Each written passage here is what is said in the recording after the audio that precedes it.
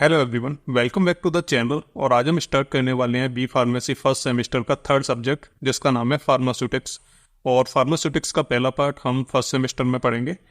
तो चलिए स्टार्ट करते हो, समझते हैं कि फार्मास्यूटिक्स में हमें क्या पढ़ना है। तो स्टार्ट करेंगे इसकी डेफिनेशन से और इसके बैकग्राउंड के बारे में बात करेंगे, और जो प्रोफेशन है फार्मेसी का तो उसके बारे में डिस्कस करेंगे। बेसिकली मैं आपको मोटा मोटा बता दूं कि ये जो सब्जेक्ट है फार्मास्यूटिक्स, इसमें हम जो है फार्मेसी की एक तो जो बैकग्राउंड है उसकी हिस्ट्री है उसके बारे में डिस्कस करेंगे। साथ में जो फार्माकोपिया रहती है जिनमें क्या है मेडिसिन के फॉर्मुलेशन प्रिपरेशन के बारे में सारी चीज़ें लिखी रहती हैं, तो उसके बारे में हम पढ़ेंगे। साथ में क्या है इस सब्जेक्ट में जो हमें अलग अलग तरह की जो दवाइयाँ होती हैं, डोजेज फॉर्म होते हैं, टैबलेट हो गई, कैप्सूल हो गए, जेल हो गए, तो ये सारी की सारी जो अलग अलग डोजेज फॉर्म होती है तो उनका जो फॉर्मुलेशन है और उनकी जो प्रिपरेशन है तो वो हमें जो कैसे बनानी है, तो उसके बारे में जो है सब्जेक्ट में हमें देखने को मिलेगा। तो काफ़ी इंटरेस्टिंग सब्जेक्ट होने वाली है आपके लिए और आपको काफ़ी पसंद आएगी। तो चलिए स्टार्ट करते हैं सब्जेक्ट को और समझते हैं कि क्या होती है फार्मास्यूटिक्स। तो स्टार्टिंग करेंगे इसके हिस्टोरिकल बैकग्राउंड से, और फिर हम जो देखेंगे कि जो फार्मेसी का जो प्रोफेशन है वो कैसे धीरे धीरे करके डेवलप हुआ है।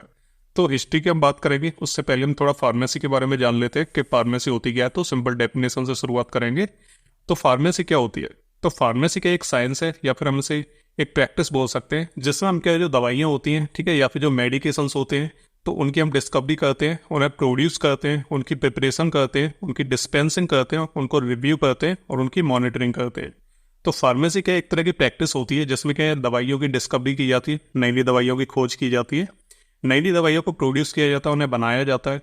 इसके अलावा उनकी प्रिपरेशन की जाती है और उसके अलावा उन्हें डिस्पेंस किया जाता है, पेशेंट्स को दिया जाता है ना। जैसे आपने मेडिकल स्टोर देखे होंगे तो वहाँ पे जो पेशेंट को जो दवाइयाँ डिस्पेंस की जाती हैं और दवाइयों को रिव्यू किया जाता है। और जब भी क्या है कोई पेशेंट मेडिकेशंस लेता है तो उसको जो मॉनिटर किया जाता है, उसे देखा जाता है कि वो सही तरीके से ले रहा है या नहीं ले रहा है, या कोई प्रॉब्लम तो नहीं है दवाई से रिलेटेड। तो बेसिकली जो फार्मेसी का जो ऑब्जेक्टिव होता है तो वो ये चीज़ इंश्योर करना होता है कि जो भी हम मेडिकेशंस वगैरह ले रहे हैं, जो भी हम दवाइयाँ ले रहे हैं, तो वो सेफ़ हैं, इफेक्टिव है या नहीं है। इसके अलावा वो क्या अफोर्डेबल होनी चाहिए, यानी उसकी जो कीमत है ऐसी होनी चाहिए कि हर कोई उसे अफोर्ड कर पाए, उसे खरीद पाए। तो बेसिकली जो फार्मेसी होती है उसका यही एम रहता है। तो ये तो हमने फार्मेसी के बारे में बात कर ली कि फार्मेसी होता क्या है, यानी फार्मेसी वर्ड के बारे में बात कर ली हमने।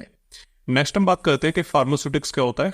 तो फार्मास्यूटिक्स क्या है? एक तरह की ब्रांच है। ये क्या है? फार्मेसी की एक ब्रांच है फार्मास्यूटिक्स, जिसमें क्या है हम जो अलग अलग तरह के जो डोजेज फॉर्म होते हैं, डोजेज फॉर्म मतलब टैबलेट हो गई, कैप्सूल हो गए, सिरप्स हो गए, जेल हो गए, है ना। इसके अलावा हमारे को सेमी सॉलिड प्रिपरेशन आ जाती हैं, कुछ हमारे ग्रेन्यूल्स हो गए। तो ये सारे के सारे जितने भी तरह के डोजेज फॉर्म होते हैं जिनके बारे में हम आगे जाके डिस्कस करेंगे, उन्हें काफ़ी डिटेल में क्लासीफाई करेंगे। तो वो जो डोजेज फॉर्म है तो उनकी फॉर्मुलेशन करना, उनकी मैन्युफैक्चरिंग, उन्हें जो है बनाना, प्रोड्यूस करना, इसके अलावा जब वो बन जाते हैं तो उनका एवेल्यूएशन करना, फिर उनकी पैकेजिंग करना। तो ये सारी की सारी जो चीज़ें हैं, जो फॉर्मुलेशन है, मैन्युफैक्चरिंग है, प्रिपरेशन है, तो ये सारी की सारी चीज़ें क्या हमारी फार्मास्यूटिक्स में जो है आ जाती है। तो फार्मास्यूटिक्स का एक फार्मेसी की ब्रांच है जिसमें क्या है दवाइयों को फॉर्मुलेट करना, उनकी मैन्युफैक्चरिंग करना, उन्हें एवेल्युएट करना, उनकी पैकेजिंग करना, जितने भी तरह के डोजेज फॉर्म होते हैं, तो ये सारे के सारे क्या है हमारे फार्मास्यूटिक्स के अंदर ही आ जाता है, ये पूरा का पूरा डिपार्टमेंट।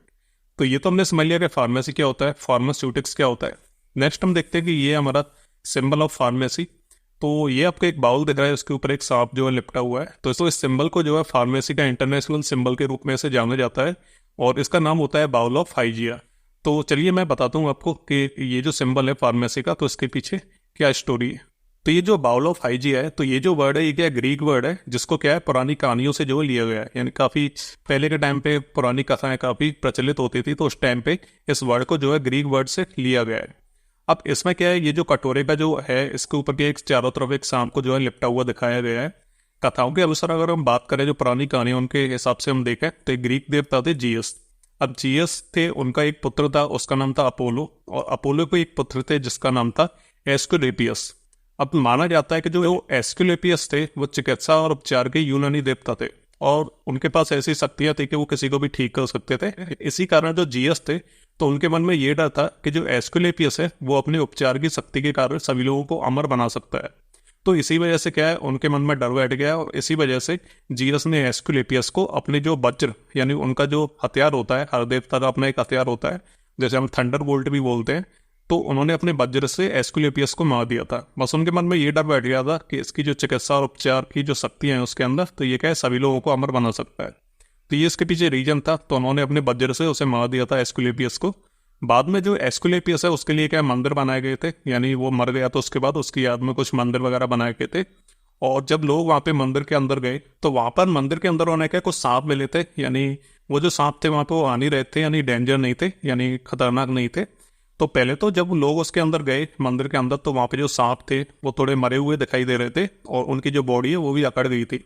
लेकिन जब उन्होंने पास जाकर उसे टच किया तो वो क्या वहाँ से भाग गए, यानी जो सांप थे दूर से तो मरे हुए लग रहे थे, पास जाकर भी उनकी बॉडी जो अकड़ी हुई दिखाई दे रही थी, लेकिन जब उन्होंने उसे टच किया तो वहाँ से चले गए। और उस समय पे क्या है, लोगों को लगा कि जो एस्कुलेपियस है तो उन्हीं की उपचार की शक्तियों की वजह से ये जो मरे हुए सांप थे वो जिंदा हो गए थे, जिसके कारण वो जो सांप थे वो उपचार का प्रतीक बन गए। अब जैसी इसी वजह से हम क्या, ये जो सांप है ठीक है, इसको जो है हम इसके ऊपर लिपटा हुआ देखते हैं। अब एस्कुलेपियस की एक बेटी भी थी जिसका नाम था हाइजिया, ठीक है, तो उन्हें क्या स्वास्थ्य की देवी कहा जाता है। तो यहाँ पर जो आप हाइजिया की इमेज देख रहे हो तो उनके बाँह के चारों तरफ एक सांप और एक हाथ में कटोरा लिए हुए आपको दिख रहा होगा। तो कथाओं के अनुसार अगर आप बात करें तो जो हाइजिया थी तो वो क्या एस्कुलेपियस की बेटी थी, और एस्कुलेपियस के बाद उनके जो सांपों वाले जो मंदिर थे उनकी देखभाल करती थी। और जब से क्या है, कटोरे और सांप को हाइजिया से अलग करके सांप और कटोरे को फार्मेसी के सिंबल के रूप में देखा जाने लगा। तो इस सिंबल के पीछे क्या एक सिंबल सी एक स्टोरी है जो मैंने आपको बता दी है। बाकी आपको ये जो सिंबल में ये जो बाउल दिख रहा है तो ये क्या रिप्रेजेंट कर रहा है मेडिसिन पोषण को, ठीक है, यानी औषधि को रिप्रेजेंट कर रहा है। और इसके साथ ये जो सांप है ठीक है, ये क्या है उपचार को जो है यानी हीलिंग को जो है रिप्रेजेंट कर रहा है। तो हाइजिया की ये जो इमेज है तो इसमें आप देख रहे हो कि वो अपने एक हाथ में जो है पोषण लिए हुए हैं, यानी एक जो है बाउल है और दूसरे हाथ में क्या है उनका सांप है, तो वो क्या है उसे जो है पिला रही है उसे, जिससे क्या है वो ठीक हो रहा है। तो इसी वजह से क्या है ये जो दोनों चीजें हैं, जो बाउल है और जो सांप है, तो इसको जो उपचार का प्रतीक माना जाता है। तो ये क्या है, इसके पीछे एक छोटी सी स्टोरी थी जो मैंने आपको बता दी है। नेक्स्ट हम और चीज़ों के बारे में बात करते हैं। जैसे ये जो वर्ड है ना फार्मा, तो ये क्या है रूट ऑफ वर्ड फार्मेसी है, यानी फार्मेसी जो वर्ड है उसी की रूट हम फार्मा वर्ड को मान सकते हैं। और ये जो वर्ड फार्मा है इसको 15th और 17th जो सेंचुरी है तो उस टाइम पे जो इसका इस्तेमाल किया गया था। चलिए अब ये तो हमारी बेसिक बात होगी कि क्या होता है फार्मेसी, फार्मास्यूटिक्स क्या होता है, उसके सिंबल के पीछे की क्या हिस्ट्री है, तो उसके बारे में डिस्कस कर लिया। अब हम बात करते हैं जो हिस्ट्री है, जो हमारे जो फार्मेसी का जो प्रोफेशन है इंडिया के अंदर हम बात कर रहे हैं। हाँ, तो इंडिया के अंदर जो फार्मेसी का प्रोफेशन है उसकी हिस्ट्री क्या है, तो मतलब कहाँ से इसकी शुरुआत हुई थी और अब जो है कहाँ पे जो स्टैंड कर रही है, तो उसके बारे में बात करते हैं। तो सबसे पहले हम बात करें कि जो इंडिया में जो नॉलेज है मेडिसिन की, तो ये काफ़ी ओल्ड है। लोग मतलब काफ़ी पुराने समय से जो है इस चीज़ की जो है नॉलेज रखते हैं, दवाइयों के बारे में, फार्मेसी के फील्ड के बारे में। नेक्स्ट हम बात करें तो 1500 BC से 800 BC तक जो है इंडो आर्यन थे, तो उन्होंने क्या है 4 अलग अलग वेद जो है बनाए थे। अब ये जो 4 वेद है इनके बारे में आप ऑलरेडी जानते हो। तो जो 4 वेद है इसमें ऋग्वेद, यजुर्वेद, सामवेद और जो अथर्ववेद, तो ये 4 वेद जो है 1500 BC से 800 BC के जो टाइम पीरियड है उसमें जो है इन्हें बनाया गया था, उन्हें यानी इन्हें जो लिखा गया था। नेक्स्ट हम इस फार्मेसी के फील्ड की बात करें तो मिथोलॉजी के अकॉर्डिंग पहले देखते हैं इसे कि माइथोलॉजी के अकॉर्डिंग जो है क्या है इसका जो इतिहास है। तो आयुर्वेदा, जिसे हम साइंस ऑफ लाइफ भी बोलते हैं, तो इसे जो है सबसे पहले 5000 BC में लिखा गया था। जो हमारे भगवान ब्रह्मा है तो इन्होंने सबसे पहले आयुर्वेदा को जो है लिखा था। और इनको जो है जो ब्रह्मा है इनको जो है फर्स्ट टीचर ऑफ यूनिवर्स बोलते हैं, क्रिएटर ऑफ यूनिवर्स भी बोलते हैं। तो ब्रह्मा जी ने सबसे पहले आयुर्वेद को जो है पढ़ाना, टीच करना शुरू किया। तो जो ब्रह्मा जी थे तो वो क्या नॉलेज को जो है आगे बढ़ाने में विश्वास रखते थे।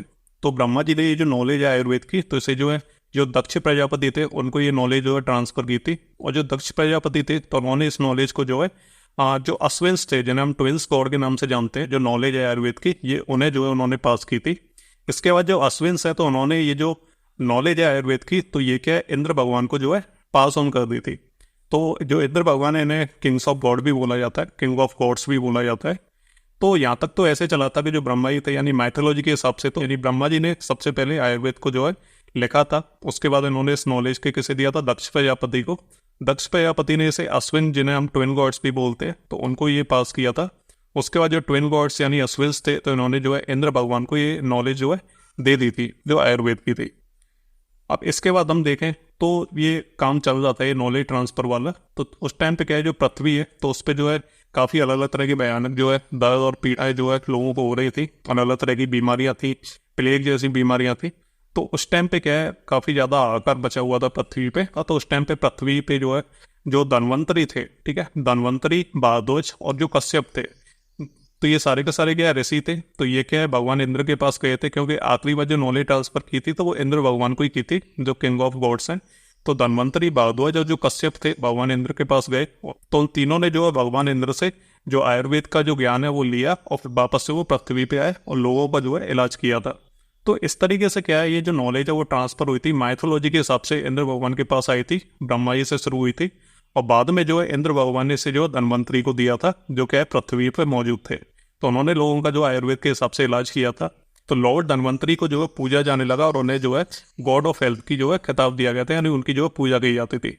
तो ये तो हो गया वैदिक पीरियड के टाइम का, मैथोलॉजी के हिसाब से भी हमने देख लिया। इसके अलावा हम बात करें कि जो ऋग्वेद है हमारा, तो उसमें जो है अलग अलग तरह के जो हर्ब्स होते हैं, तो उनका यूज करके अलग अलग तरह की वेरियस टाइप की जो डिजीज रहती है उनका ट्रीटमेंट जो है करना बताया गया है। तो ये सारी की सारी चीज़ें जो है ऋग्वेद में लिखी गई हैं। अब नेक्स्ट हम बात करें कि जो आयुर्वेद की नॉलेज है भारत में, तो वो किसके द्वारा जो है स्प्रेड की गई थी, तो वो चरक थे और सुश्रुत थे। तो उन्होंने जो है ये जो मैसेज है आयुर्वेद का, उनके द्वारा जो है इसे जो है फैलाया गया था भारत में। और उसी बुक्स में से एक चरक संहिता है, जिसको क्या है सबसे ओल्डेस्ट जो है टेक्स्ट बुक माना जाता है आयुर्वेद के बारे में, यानी आयुर्वेद के बारे में उसमें पूरी इन्फॉर्मेशन चरक संहिता में जो है लिखी गई है और सबसे ओल्ड बुक है वो। इसके अलावा हम बात करें कि during 13th century AD the Greek Arab medicine named Unani medicine was introduced in India. तो ये 13th सेंचुरी है, तो उसी टाइम पे जो ग्रीक अरब मेडिसिन है, ठीक है, तो यहाँ पे हम आयुर्वेद की बात नहीं कर रहे, ग्रीक अरब मेडिसिन की बात कर रहे हैं, जिसे हम यूनानी मेडिसिन बोलते हैं। तो इसको जो इंडिया में सबसे पहले इंट्रोड्यूस किया गया था 13th सेंचुरी में। तो ये तो हो गई हमारी जो काफ़ी पुरानी हिस्ट्री की, कैसे जो फार्मेसी आया और कहाँ से जो है चिकित्सा की शुरुआत हुई थी। तो अगर इन शॉर्ट में आपको बता दूं बिल्कुल सिंपल, तो माइथोलॉजी के हिसाब से भगवान ब्रह्मा से होती हुई वो इंद्र भगवान तक पहुंची। फिर वैदिक पीरियड में आ जाते हैं तो धन्वंतरी के पास, धन्वंतरी ने जो है भगवान इंद्र से वो आयुर्वेद की जो नॉलेज है वो ली थी, वो पृथ्वी पे लोगों को जो है ट्रीट किया था। तो पृथ्वी पे लोगों से यानी गॉड ऑफ हेल्थ के नाम से जानते हैं। फिर जो है हम नेक्स्ट जो अपना जो करेंट जो टाइम पीरियड आता है, जब जो इंसान वगैरह होते थे, तो उस टाइम पे जो चरक थे, सुश्रुत थे, तो इन्होंने जो है ये जो आयुर्वेद की इन्फॉर्मेशन है यानी नॉलेज है, ये लोगों में जो है फैलाई थी, इंडिया के अंदर जो है स्प्रेड की थी। उन्होंने अलग अलग तरह की बुक्स भी लिखी थी, जैसे चरक संहिता है, तो चरक ने उसे लिखा था जिसमें आयुर्वेद की काफ़ी सारी नॉलेज है। तो ये तो होगी सिंपल सी चीज़, बिल्कुल शॉर्ट में आपको समझ में आ गई होगी। नेक्स्ट हम बढ़ते हैं history of pharmacy education in India, कि जो हिस्ट्री है फार्मेसी एजुकेशन की इंडिया के अंदर, तो वो जो है कैसे स्टार्ट हुई थी, यानी जो कॉलेजेस वगैरह हैं, जो कोर्सेज वगैरह हैं, तो वो कैसे लॉन्च हुए थे और कैसे इसकी शुरुआत हुई थी फार्मेसी की। जैसे आज हम B pharma, D pharma, M pharma ये सब करते हैं, पीसीआई है जो रेगुलेट करती है ना। तो ये सारी की सारी चीज़ों की शुरुआत कैसे हुई थी, तो उस टाइम पीरियड की बात करेंगे। और आपको ये जो सन जो लिखी होती है 1842, तो ये सब आपको याद रखनी। तो 1842 में पोर्तुगीज थे, तो उन्होंने एक कॉलेज स्टार्ट किया था जिसको हम आज गोवा कॉलेज ऑफ फार्मेसी के नाम से जानते हैं। तो शुरुआत इसकी यहाँ से हुई थी और जो पोर्तुगीज थे तो उन्होंने इसे स्टार्ट किया था। नेक्स्ट बात करें 1870 में, तो मद्रास मेडिकल कॉलेज, ठीक है, तो इन्होंने क्या परमिशन दी थी कि एक जो एग्जाम कंडक्ट कराया जाए, जिसकी वजह से क्या है जो भी लोग केमिस्ट बनना चाहते हैं, फार्मासिस्ट बनना चाहते हैं, ड्रगिस्ट बनना चाहते हैं, तो जो भी वो बनना चाहते हैं, तो उनको जो है एक लाइसेंस देने के लिए उनको एक एग्जाम जो है कंडक्ट कराना चाहिए, तब जाके वो उसे क्वालिफाई करेंगे एग्जाम को, उसके बाद जो है उन्हें ये लाइसेंस मिलेगा केमिस्ट को और ड्रगिस्ट वगैरह होते हैं तो इन सभी को। तो 1872 में ये चीज़ हुई थी। अब बात करते हैं 1894 में, तो उस टाइम पे क्या हुआ था, तो 2 साल का जो फार्मेसी कोर्स है आफ्टर सेकेंडरी स्कूल यानी 12th के बाद 2 साल का फार्मेसी कोर्स जो है लॉन्च किया गया था, इंट्रोड्यूस किया गया था by the pharmaceutical society of great Britain, ठीक है, in different parts of India. तो 2 साल 12th के बाद क्या है 2 साल का एक फार्मेसी कोर्स लॉन्च किया गया था। फिर आता है हमारा 1930, तो उस टाइम पे क्या है to study regulations Indian government appointed drug inquiry committee. तो उस टाइम पे क्या है जो रेगुलेशंस वगैरह हैं, जैसे लोग क्या है पढ़ाई करते थे, एग्जाम्स के लिए तैयारी करते थे और कॉलेजेस वगैरह में कोर्स करते थे, जो 2 साल का लॉन्च किया गया था, उसको रेगुलेट करने के लिए इंडियन गवर्नमेंट ने एक ड्रग इंक्वायरी कमेटी का जो गठन किया था और उसके चेयरमैन थे प्रोफेसर आर.एन. चोपड़ा। 1931 की बात करें तो जो कमेटी है, तो committee recommended a pharmacy qualified person to conduct pharmacy related services and also laid down the qualifications for diploma and degree. तो उसके बाद जो कमेटी है जो गठन किया था ड्रग इंक्वायरी कमेटी का, तो उन्होंने क्या एक फार्मेसी क्वालिफाइड एक पर्सन, ठीक है, ऐसा पर्सन जो क्या फार्मेसी क्वालिफाइड है, तो उसको जो है नियुक्त किया था कि जो फार्मेसी रिलेटेड जो सर्विसेज होती हैं तो उनको जो है वो देखभाल करे उनकी, और जो भी क्वालिफिकेशन जो लोग कर रहे हैं या फिर जो डिप्लोमा और जो डिग्री कर रहे हैं तो उनके ऊपर भी वो क्या है नज़र रखे। तो इनके लिए क्या एक नियुक्त किया गया था एक क्वालिफाइड पर्सन जो फार्मेसी क्वालिफाइड है। नेक्स्ट बात करें हम 1937, तो 1937 में जो है बी फार्मेसी को लॉन्च किया था, लेकिन तब क्या है उसे 3 साल का एक रेगुलर कोर्स से लॉन्च किया गया था, लेकिन आज हम जो है 4 साल का करते हैं। तो उसके बारे में मैं आपको बताऊंगा। तो उस टाइम पे 3 साल का फार्मेसी का बी फार्मा का कोर्स जो है इंट्रोड्यूस किया था। इसके बाद 1940 आया, तो फिर जो है एक पीजी प्रोग्राम को लॉन्च किया, जैसे हम एम फार्मा के नाम से जानते हैं, यानी पोस्ट ग्रेजुएशन प्रोग्राम, ठीक है। तो ये जो हम एम फार्मा के नाम से जानते हैं। 1949 में क्या है, पीसीआई को जो है इस्टेब्लिश किया गया था, पीसीआई का गठन किया गया था, फार्मेसी काउंसिल ऑफ इंडिया, जो आज के टाइम पे रेगुलेट करती है पूरे फार्मेसी फील्ड को। 1948 आया, तो उस टाइम पे क्या है, तो पहले क्या है 1948 आया था, उसके बाद 1949 आया था। तो 1948 में एक एक्ट जो है पास हुआ था, जिसमें क्या है, और उसका जो ऑब्जेक्टिव है, जो एक्ट था उसका ऑब्जेक्टिव ये था कि जो भी फार्मेसी का प्रोफेशन है तो उसको रेगुलेट करने के लिए जो है कमेटी बनानी चाहिए, ठीक है। तो उसके बाद जब वो एक्ट पास हो गया, उसके बाद जो है 1949 में पीसीआई का गठन किया गया था, ठीक है, यानी फार्मेसी काउंसिल ऑफ इंडिया, जो क्या है फार्मेसी के प्रोफेशन को रेगुलेट करेगी। तो पहले ये आया, उसके बाद ये जो है 1949 आया। नेक्स्ट बात करते हैं 1953। तो 1953 में क्या है, पीसीआई ने इंट्रोड्यूस किया एक एजुकेशन रेगुलेशन। तो जो एजुकेशन रेगुलेशन है, तो उसकी वजह से क्या है, तो जो भी फार्मासिस्ट बनना चाहता है तो उसके लिए जो मिनिमम क्वालिफिकेशन है, ठीक है, रजिस्टर्ड फार्मासिस्ट बनने के लिए, तो वो क्या है, एक डिप्लोमा है 2 साल का। जैसे क्या है 2 साल का डिप्लोमा करने के बाद एक प्रोफेशनल हम थोड़ी ट्रेनिंग लेते हैं, उसके बाद क्या है हम एक रजिस्टर्ड फार्मासिस्ट बन जाते हैं। तो ये क्या है, एजुकेशन रेगुलेशन के अंदर ये चीज़ जो है लागू की गई थी। उसके बाद क्या है, जब 2 साल का जो डिप्लोमा लॉन्च किया गया था, मिनिमम क्वालिफिकेशन, ठीक है, तो उसके बाद इस क्वालिफिकेशन को और ज़्यादा बढ़ा दिया गया, यानी 3 साल का आपको ये जो बी फार्मा की जो डिग्री है वो आपको करनी पड़ेगी। तो डिग्री करने के बाद ही आप जो रजिस्टर्ड फार्मासिस्ट बन पाओगे, यानी पहले डिप्लोमा था, लेकिन डिप्लोमा से पहले जो रजिस्टर्ड फार्मासिस्ट बनते थे, लेकिन बाद में क्या है डिग्री से बनेंगे, लेकिन डिप्लोमा से नहीं बनेंगे। तो ये क्या है, ये जो इसकी जो क्वालिफिकेशन थी, तो उसे क्या इंक्रीज किया गया था, और डिग्री के बेसिस पे हम जो एक रजिस्टर्ड फार्मासिस्ट बन सकते हैं। तो इससे जो पीसीआई और जो all India council of technical education है, तो इन्होंने जो है इस चीज़ को लॉन्च किया था। तो ये जो कोर्स है पूरा ये डिग्री वाला, ठीक है, तो इसमें क्या है जो स्टूडेंट हैं इनको अलग अलग तरह के सब्जेक्ट पढ़ने पड़ते हैं। तो ये सारी चीज़ें तो हम जानते हैं कि डिग्री में कौन से सब्जेक्ट पढ़ने हैं। तो फार्मास्यूटिक्स हो गया, pharmacology, industrial pharmacy, pharmacognosy, medicinal chemistry, bio pharmaceutics and clinical pharmacy. तो ये क्या है, मेन सब्जेक्ट पहले होते थे कि जो डिग्री हम करते थे उसमें इतने सारे सब्जेक्ट पढ़े जाते थे, और आज के टाइम पे तो और भी काफ़ी सारे सब्जेक्ट हो गए हैं, जब 4 साल का जो डिग्री वाला ये जो सिस्टम हो गया है। तो उसके बारे में डिस्कस करते हैं। इसके अलावा नेक्स्ट हम बात करते हैं कि PCI has introduce the doctorate of pharmacy Pharm D which enables the pharmacist to bridge between physicians and patient and strap the better health care, ठीक है। तो 2008 में क्या है, पीसीआई ने एक और कोर्स लॉन्च किया था, जिसे हम फार्म डी बोलते हैं, जिसके बारे में आपने सुना होगा थोड़ा बहुत, आप जानना भी चाहते होंगे। तो एक फार्म डी उन्होंने कोर्स लॉन्च किया था। तो उस कोर्स की वजह से क्या है, जो फिजिशियन, जो डॉक्टर और जो पेशेंट होते हैं, तो उनके बीच में क्या एक ब्रिज का काम करता है जो फार्मासिस्ट होता है। तो ऐसा तो है नहीं कि जो डॉक्टर होते हैं वो पेशेंट का हमेशा ध्यान रखते रहते हैं, ऐसा तो है नहीं, बहुत कम ही हो पाता है ऐसा। तो जो फार्मासिस्ट है, तो वो क्या है, जो पेशेंट की जो पूरी केयर है, जैसे डॉक्टर केयर करता है, तो उसी तरह से जो फार्मासिस्ट है वो पेशेंट की केयर कर सकता है। तो उसके लिए उसे पहले ये फार्म डी कोर्स करना पड़ेगा। तो ये क्या पीसीआई ने इंट्रोड्यूस किया था। हम करंट सिनेरियो की बात करें, तो अभी जो कोर्सेज हम कर रहे हैं, तो आज के टाइम पर उनकी ड्यूरेशन क्या है उसके बारे में डिस्कस कर दें। तो पहले जो डिप्लोमा है, ठीक है, तो वो हमारा 2 साल का रहता है 12th के बाद। जैसे आप डी फार्मा करते हो तो वो 2 साल का डिप्लोमा रहता है 12th करने के बाद। फिर हमारा बी फार्मा आता है, जैसे हम बैचलर डिग्री बोलते हैं, तो हमारी 4 साल की रहती है 12th के बाद। फिर हम मास्टर्स भी कर सकते हैं, जैसे एम फार्मा है हमारा, तो ये भी क्या है 2 साल का कोर्स रहता है। जब हम बी फार्मा कर लेते हैं, आप डिग्री कर लेते हैं उसके बाद। और नेक्स्ट हमारा फार्म डी आता है, तो ये क्या है 6 साल का कोर्स रहता है, अगर हम 12th के बाद करेंगे। अगर हम 12th के बाद हम फार्म डी करना चाहते हैं तो 6 साल में होगा ये कोर्स। अगर हम बी फार्मा के बाद करना चाहते हैं तो ये 3 साल का कोर्स होगा।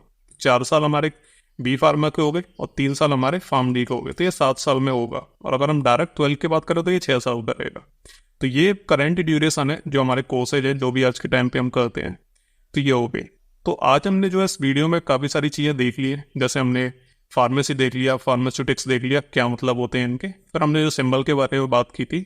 बाकी हमने जो फार्मेसी की जो शुरुआत कहाँ से हुई थी, जो चिकित्सा वगैरह है, तो हमने जो है मैथोलॉजी के हिसाब से देख लिया, और हमने जो अलग अलग तरह के जो टाइम पीरियड है उसके हिसाब से हमने देख लिया। फिर हमने जो है इसके बारे में बात कर ली कि जो एजुकेशन के फील्ड में जो history of pharmacy education in India, उसके बारे में हमने डिस्कस कर लिया कि जो फार्मेसी की शुरुआत कहाँ से हुई थी, कॉलेजेस वगैरह, कोर्सेज वगैरह कैसे लॉन्च हुए थे, तो ये सारी चीज़ें।